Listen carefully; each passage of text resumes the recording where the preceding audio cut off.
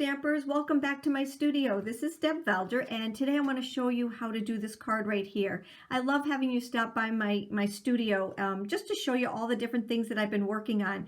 And I have been very busy in the craft room, not a lot on video, but preparing for my Stamping Saratoga style and just getting a lot of that stuff together. But I wanted to stop by and show you how to do this card. It is just beautiful. It's got this one stamp set right here, but so versatile because you can use just one stamp. You can use the whole thing. You can use just different bits and pieces of it, coloring different colors with it. It's just a really pretty versatile stamp. Also, this little die right here, I love this die. That too is very versatile. You can use it sideways, you can use it up and down, just a multitude of ways you can use it. And then my new sentiment set. So let's get started. Let me show you the product that we're going to be using. I'm going to start off with the stamp set. And that is one of my favorites from Penny Black right here. It's called Unfolding. I love it. I absolutely love it. You can click on any of the links to get a direct link to our shop. We have it in there right now. And we also have a combo where if you order the stamp and the die to go along with it, you save some money on that. So we have combos, but you can also buy them separately. We just love doing that for you. All right, so that's the stamp set that I'm going to be using. And like I said, you can actually use, let me just show you the stamp. You can actually take and use just parts of it by just inking up just one of the flowers. Very versatile, love that. You can use the whole flower also. I only used part of it, as you can see. The die is also from Penny Black, and this is the die right here. It's just one die. You've got to be careful because this is the side that has the cutter, and this is the side that doesn't. So this is a one-edge cutter. All right, just like this, it'll cut just this edge right here, but it'll leave this intact on your piece. All right, so that is the die that we're using. And then I'm also going to be debuting my brand new, and these are also in the store. These are the Altenew watercolors. I love them. They are so vibrant, so they feel like an artist grade watercolor. And these are called half pans, and let me just show you what they look like. You can take them out, so you don't have to use them in this little palette right here. It does come with a watercolor brush, but I'm going to be using my regular brushes. And like I said, the little pans come out, so if you want to just take and use certain ones, which I think I'll do this time, just so that I know which ones I'm going to be using. I'm going to be using that one, that one. I always like to color in yellow first, and then I'm going to take a dark green. All right, and then you just put them back into your little palette, close the top, and you have this fantastic little watercoloring piece right there. All right, so that's what we're going to watercolor with. Now, like I said, there's not a lot to this, but it really, I think, looks very, very elegant. So what we're going to do first is to grab our white cardstock and just fold it in half. I'm using an 8.5 by 5.5 inch piece of cardstock, and just folding it along the crease so that we have, I think they call this a hamburger fold, right here, just like this. All right, my cards normally fold out the long way. This is very unusual for me, but again, we can actually cut it this way with this little guy right here on the side, and using something long like a saying or a whatever, but you know, you can have it the long way. You can actually use that piece all by itself also. Let me just show you what I mean by that. So I did one here and I cut it out. Let me just show you. And I can use this as a layer. All right. I do like to cut out different pieces and throw them in my bags, and this is one of them. All right, so I can just use that as a layer onto a piece of cardstock just like this. Isn't that so very, very pretty? Oh, you're going to see a lot of this one. All right, get yours while they're in. All right, and remember, if you do the combo, you save some money. So here's our card that we're going to work on. The first thing that I'm going to do is to stamp and color. So let me just grab my ink and my stamp and stamp this little guy up. I'm also going to grab a scrap sheet of paper so that I don't get it onto my scrap sheet of paper. Now, when I'm doing this, I'm also going to open it up nice and flat so it doesn't wobble on me. Okay, so that should be inked up nice. And I'm going to center it and get it to the top as much as possible.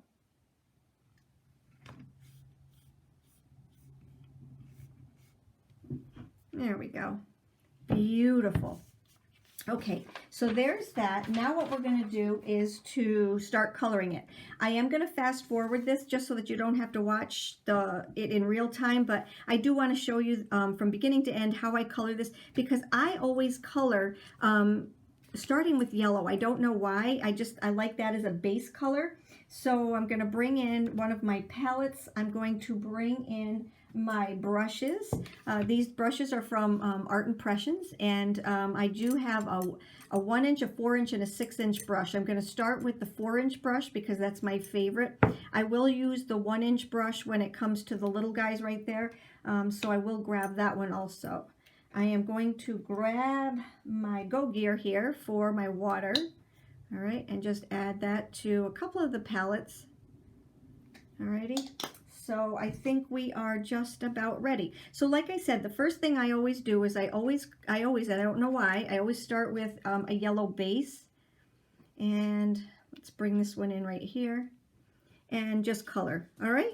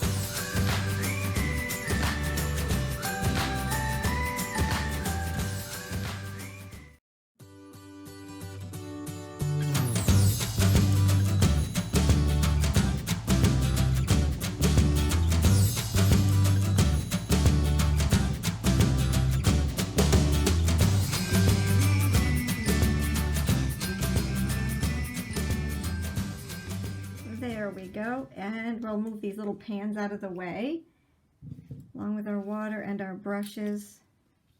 And now what we're going to do is to cut it.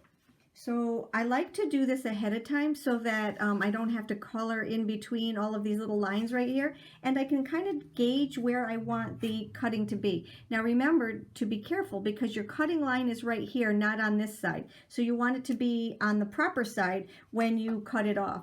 So I'm just going to lay it on here anywhere that I want to. Remember that it's not going to cut off until you get to the bottom. So you do want to have enough so that you have enough room for your words. So I think I might even go up just a little bit higher. And we're going to bring you over here to the Vagabond, and we're going to run it through. Okay, I'm just going to lay this down here like this. Add my top. And run it through.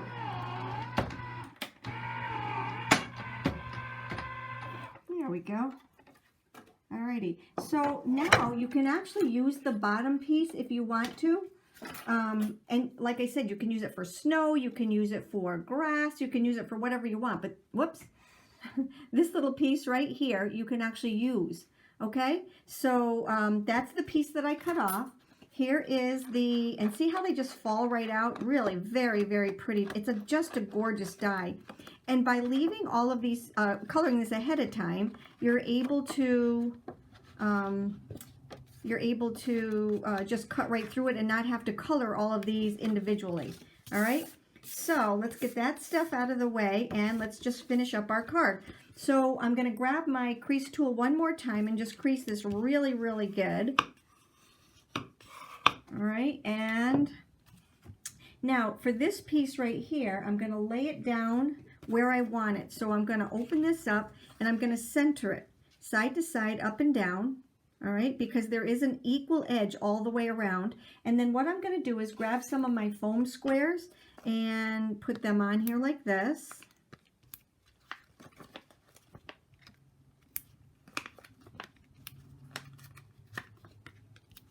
And one more. Here we go. All right, now I'm going to take these off of here.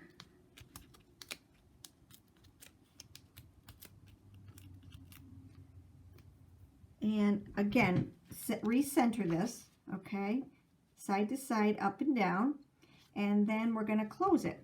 And then we have, it's raised, you see, it's raised, really very, very pretty. And then what I'm going to do is just add my sentiment to it. So you know me, I don't like using clear stamps. I just don't like using clear stamps, but Penny Black has some very beautiful sayings, and it's getting harder and harder to find sayings that aren't red rubber.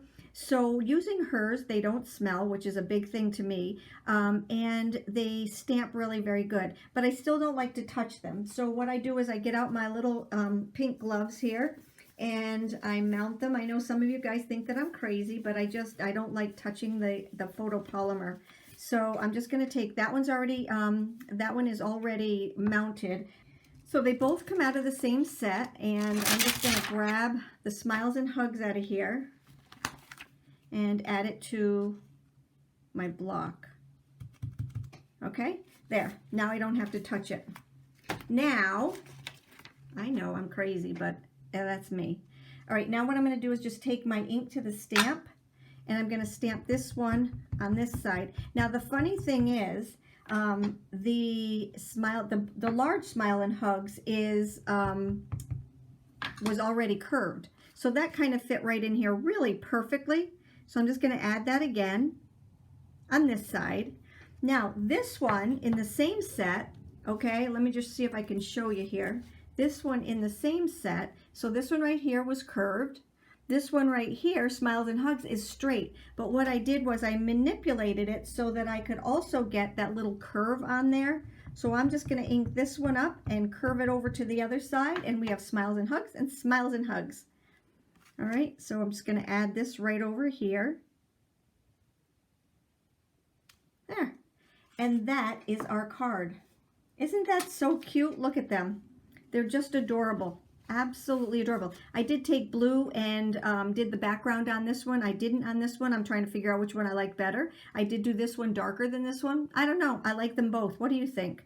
I hope you enjoyed my post for today. If you have any questions, just let me know. Hop on over to Teaspoon of Fun, because that's where you can get these. All the links are below. If you have any questions, you make sure you let either Vicki or I know. You have a great day, and thank you so much for stopping by.